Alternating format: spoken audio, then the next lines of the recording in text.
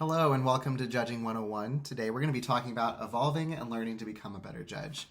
My name is Kyle Barker and I'm one of 3 choir directors at Carmel High School in Carmel, Indiana. We have about 450 to 500 students in our program depending on the year with 10 choirs. I'm in charge of 4 of them of differing levels and types ranging from our freshman tenor bass ensemble all the way up to our top mixed concert and show choir, and just a couple things in between as well. This is my 9th year teaching and my 5th year at Carmel High School. This is also entering my 5th season judging out on the show choir circuit. And it's been a wild ride, and I've learned a lot in those years, and both as a judge and as a teacher. And I was asked, and I'm hoping to share some of that information today. Just some tips of the trade that I've learned along the way, and just sort of my views on a couple things, just mindset wise. So I've tried to break this up into a couple categories. The first thing, just like tricks of the trade that I learned along the way, and then second, to talk a little bit about things you can things you can do during the judging day that you can take back to your students. Whether you're a director or choreographer or arranger or whatever. And then just some mindset things and mindset ethic things that I've learned.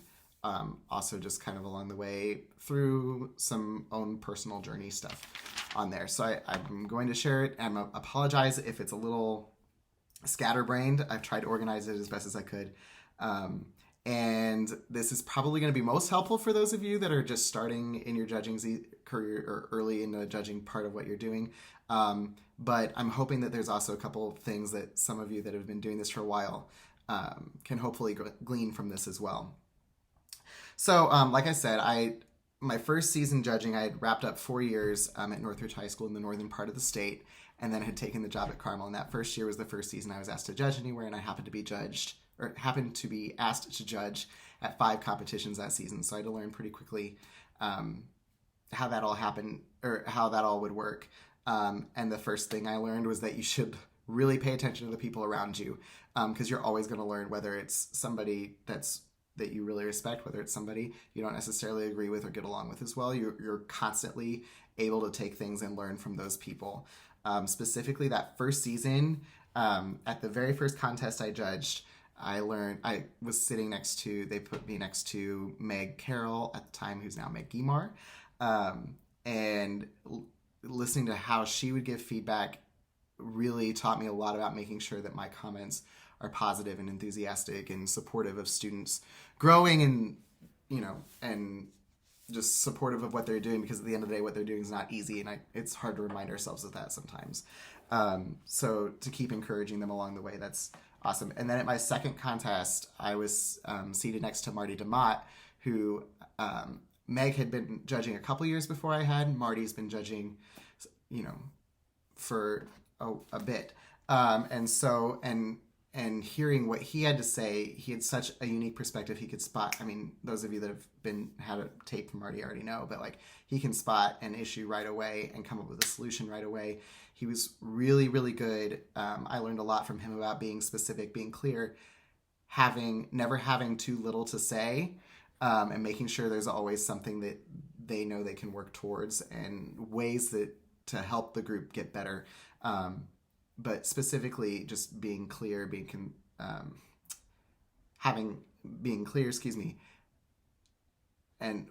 being clear and organized, I guess. And I learned a lot from those two, specifically that first season, as well as Jeff Cox, who was one of my choreographers at my old school, and who taught me a lot about just what show choir was in general. He gave me a lot of encouragement and strategies to try as I was judging the sheet, specifically about how to make sure my point spreads aren't too far apart, and making sure that I'm not, that I don't have crazy spreads between groups, and about really just kind of helping me go down through the sheet. It was really helpful with that. So that was point number 1. Latch on to your other panelists, listen to how they do tapes, listen to the things they say in between groups, and they're going to be people that you're going to learn so much from, and I still learn stuff every time from them. And from if someone says something cool, I write it down so that I know, or says something a specific way, and I want to start using that. You're gonna get so many more tools in your toolbox just from learning from the people around you. So that's that. Number 2, if you work with a group, go ahead and you can practice judging by making a tape when they're doing a run of your show. If you're directing the backup band, it's hard, but you can just say, get them started and get out in front and make a tape yourself. And that's like free feedback for your group because you're able to do that instead of taking notes. You can just say it on the tape. And then 2, that's good practice for yourself, so you can go back and take notes on what you're saying and be like, okay, if I were actually at a competition receiving this tape, is that going to be helpful? I've done that a lot. I think if you're a choreographer, you could do it. I think, I've done that a lot, and I really should do it more because I haven't done it recently. So that's that. Let's see.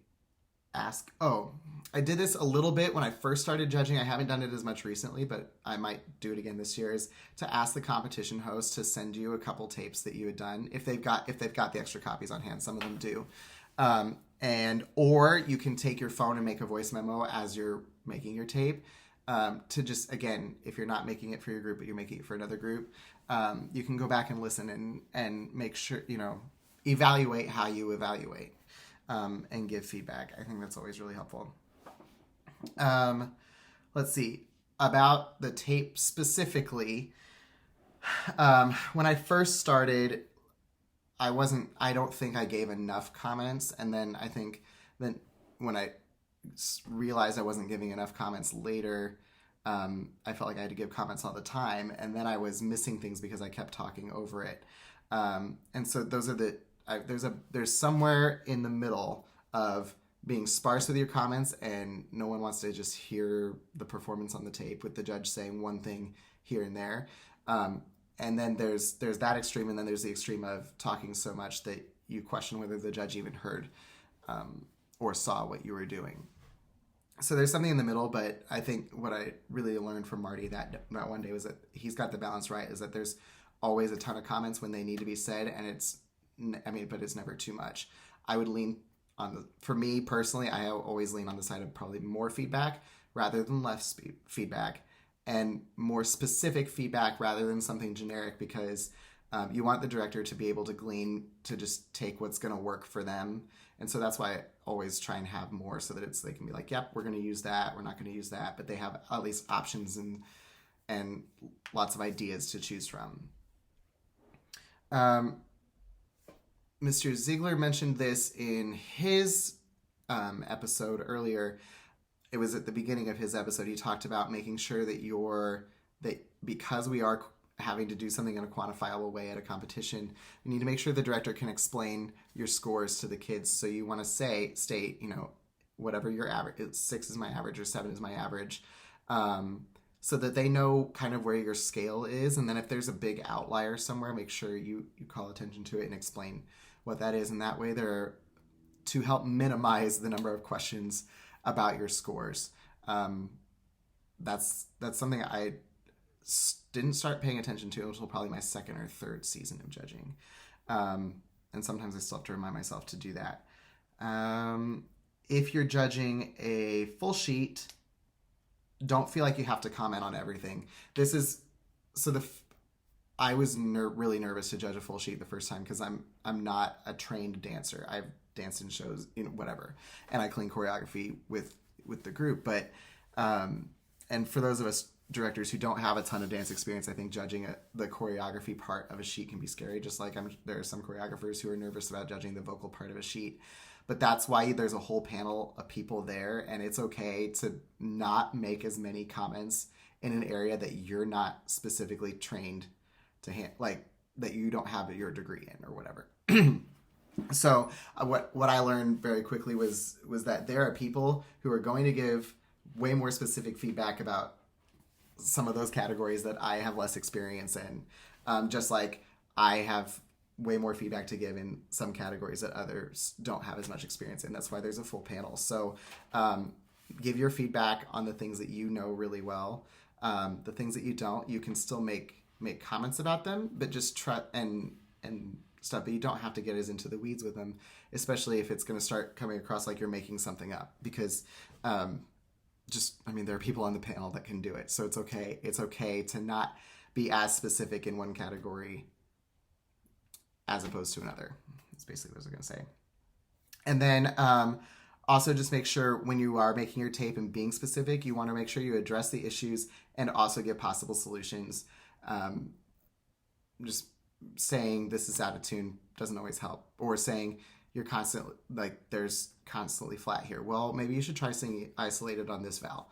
Like, you can always give a solution to something like that. And then the last thing to remember too with that is that a lot of directors play their tapes for kids. A lot of directors interpret things differently. So if you have a couple different ways to explain your feedback, that's going to help address the different, educationally different learning styles in the room. So try not to say something the same way every single time. Maybe work on a couple different ways to explain an issue or explain a solution, and hopefully they can pick and choose what's going to work for them. Excuse me for that. And then this is a philosophical thing. It's just, it may or may not be something you want to do. But for me, I had to learn to minimize talking about things that were not in the student's control. Or to, if I had to if it was a line item on the sheet, I'm thinking of something like costume or like overall show design things, not necessarily things that are like pacing and flow, because the students have control over those things. But if there's a dress you don't like just because you think it looks bad or whatever, I can't dock the kids on that, because that's not something that they chose to do. If there are people there constantly fidgeting with something or constantly whatever, maybe they can be docked. I mean, I would dock them for that. But for other things, it might just be like a half point if I can do a half point or something like that. But I've learned educationally, it's hard for me to dock on things that the kids can't control. So take that for what you will. But I would say if you feel like you need to dock something there, that's fine. But maybe just dock less than you would for something like blend and balance, something like that.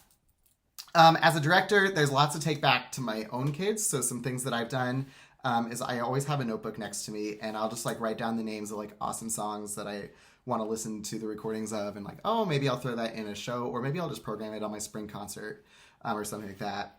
If there's a new choreographer that I really like, and I'm like, oh, I want to see more of what they do, I write that name down. I write down the names of groups that are doing really well this year and things I think my kids would learn well from. All the stuff like that. I write down comments that I realize that I'm saying a lot of my tapes so that I can be more aware of it with my own kids. And just, some things that I notice lots of groups are doing really well that I don't think we do very well. And I write those things down so that I can take all of what I'm learning as I'm judging as well and take that back to my kids and hopefully help make them better as well, so that we can share and then everybody wins. So that's kind of, I don't know. I feel like if you are in a position where you're in front of kids regularly, as a choreographer, as a judge, as a director, or even as like an arranger, if you're writing for a bunch of groups and you're like, oh, I haven't thought about using that color tone in that way in that number. I haven't thought about, doing aleatory in a ballad before, or something like that. There's making notes for that are all things that you can do, and they just help make kids better, which is basically what we're here to do anyway. So then the last thing I want to talk about really quickly is mindset. Just a couple things. When I first started judging, I came into it with the whole mindset of, I feel like, why are people asking me to do this? And I don't want to mess up the competition. I don't want to mess up what's already happening. And so it caused me to have a lot of self-doubt and all of that stuff. And it caused me to constantly check with the other panelists, like, well, where do you have this group? What do you have going on there? We would talk at lunch, we'd talk at dinner, whatever, things like that. The problem, as Damon already pointed out in one of his videos, is that can end up having consequences later, because you could be influenced by some of the things that are, said there. And while it's good to discuss those things with other panelists, there's a time and a place for that. And in the middle of the competition probably isn't that ethically. And so it's been a journey for me, but I've had to really remind myself that if I'm hired to judge, or if you're hired to judge somewhere, it's because people respect your opinion. and you've got to just trust yourself in that. You were hired because your thoughts and your feedback are appreciated and respected, or you wouldn't have been hired in the first place. So just kind of remember that as you go. And you kind of have to get over any feelings of self-doubt because kids are depending on you to be confident. Then additionally, it's very likely that you're going to see a group that is either directed by a friend of yours or choreographed by a friend of yours or choreographed by somebody you maybe don't get along with as well, or directed by some, all of those interpersonal relationships, because the show choir world is so small, and I think even smaller now because of the use of social media and everything like that. At almost every competition, you're going to be familiar with a group by, whoever is part of it, involved on the creative end. And if you let that get inside your head on the day that you're judging, you're kind of running the risk of not only damaging your own integrity as a judge, but you're also could run the risk of preventing kids from becoming the best they can be, which is the whole reason that we're all in education to begin with. And so at the end of the day, what we do is a collaborative art, and I feel that very personally. It's a collaborative art. We are all here, and if we're not here to help each other and to help our students grow in every way, shape, and form, then I'm not then what are we doing? Competition is a means of excellence, or is a means to excellence. I've never felt that competition is the end goal. It's just a means to an end. And if we're not helping each other, then like I said, then why are we here? So kind of those personal things, we just got to leave at the door.